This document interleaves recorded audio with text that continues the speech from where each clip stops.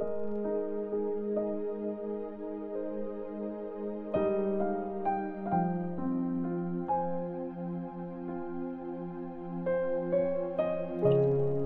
chapter 2. Pinanganak si Jesus. Nung panahon na yon, inutos ni Emperor Augustus na dapat magpa-register lahat ng citizens ng Roman Empire. Ito yung unang census na ginawa nung si Quirinius ang governor ng Syria. Kaya pumunta lahat ng tao sa sarili nilang bayan para magpa-register. Mula sa Nazareth, sa probinsya ng Galilee, pumunta si Joseph sa Bethlehem, sa Judea, kung saan pinanganak ang ancestor niyang si King David. Kasama niyang pumunta doon si Mary para magpa-register. Nakatakda silang ikasal at buntis si Mary nung time na yon. Habang nasa Bethlehem sila, dumating ang time para manganak si Mary. Pinanganak niya ang panganay niyang lalaki. Pinalot niya ng lampi ng bata at hiniga sa manger, yung pinagkakainan ng mga hayop. Wala na kasing available na room para maupahan nila. Ang mga shepherds at angels. May mga shepherds sa lugar na yon. Binabantayan nila ang mga alaga nilang tupa sa bukid nung gabing yon. Biglang nagpakita sa kanila ang angel ng Panginoon at nagliwanag ang kadakilaan ng Panginoon sa paligid nila. Kaya natakot sila. Pero sinabi sa kanila ng angel, "Huwag kayong matakot. May magandang balita ako para sa inyo. Magbibigay ito ng malaking kasiyahan sa lahat ng tao. Pinanganak ngayon sa bayan ni David ang tagapagligtas nyo. Siya ang Christ, ang Panginoon. Ito ang palatandaan nyo. Makikita nyo ang baby na nakabalot sa lampin at nakahiga sa manger." Biglang lumitaw kasama ng angel ang isang malaking army ng mga angels sa langit. Kumakanta sila ng mga papuri sa Diyos. Purihin ang Diyos na nasa langit, kapayapaan sa lupa at sa mga tao nagpapasaya sa Diyos. Nang bumalik ang mga angels sa langit, sinabi ng mga shepherd sa isa't isa, "Punta tayo sa Bethlehem para makita itong sinabi ng Panginoon sa atin." Nagmamadaling umalis ang mga shepherds at nakita nga nila si Mary at si Joseph at ang baby na nakahiga sa manger. Nang makita nila si Jesus, sinabi nila sa mga magulang niya kung anong sinabi sa kanila ng angel tungkol sa bata. Bumilib ang lahat na nakarinig sa mga sinabi ng mga shepherds. Tinandaan ni Mary ang lahat ng ito at pinag-isipan niyang mabuti. Bumalik ang mga shepherds na nagpupuri sa Diyos dahil sa mga narinig at nakita nila, gaya nga ng sinabi ng angel sa kanila. Pinangalanan si Jesus. After 8 days, tinuli ang baby. Jesus ang pinangalan sa kanya. Ito yung pangalan na sinabi ng angel bago pa siya ipagpuntis. Dinala sa temple si Jesus. Pagdating ng araw para gawin ang ritual ng paglilinis ayon sa law ni Moses, dinala ni Mary at Joseph ang baby sa Jerusalem para iharap siya sa Panginoon. Sabi nga sa batas ng Panginoon, dapat i-dedicate sa Panginoon ang lahat ng panganay na lalaki at nag-alay din sila ayon sa law, isang pares ng kalapati o 2 batang pigeons. Noong time na yon, may isang lalaki sa Jerusalem, si Simeon. Matuwid siya at may takot sa Diyos.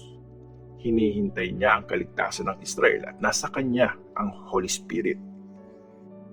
Sinabi sa kanya ng Holy Spirit na hindi siya mamamatay hanggat di niya nakikita ang pinangakong Christ ng Panginoon.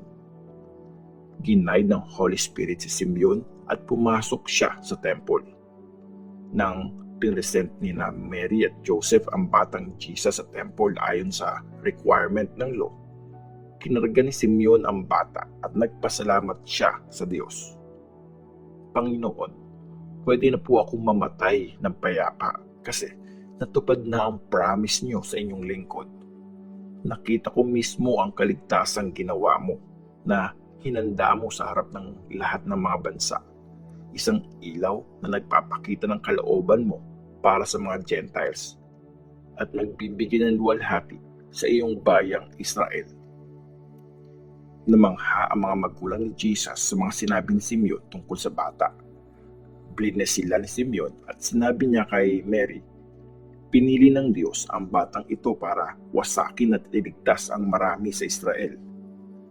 Magiging sign siya na galing sa Diyos pero lalabanan siya ng mga tao, kaya marireveal ang mga sikreto nila.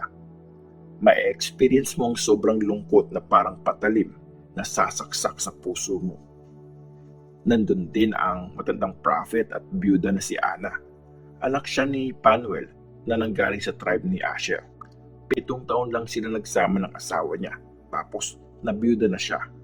Siya ay 84 years old na. Hindi siya umalis sa temple. Araw at gabi siya nag-worship, nagpa-fasting at nagpa-pray. Nung oras na yon, dumating siya at nagpasalamat sa Diyos. Nagsalita siya tungkol sa bata, sa lahat na naghihintay sa kaligtasan ng Jerusalem.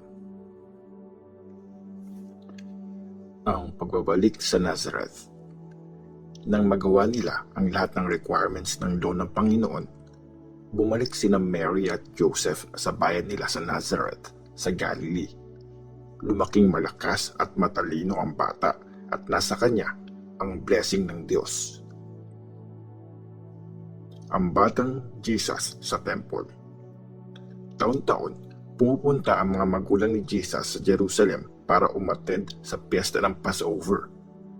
Nung 12 years old na si Jesus, pumunta sila sa piyesta tulad ng dati. Nang matapos na ang piyesta, umuwi na sila.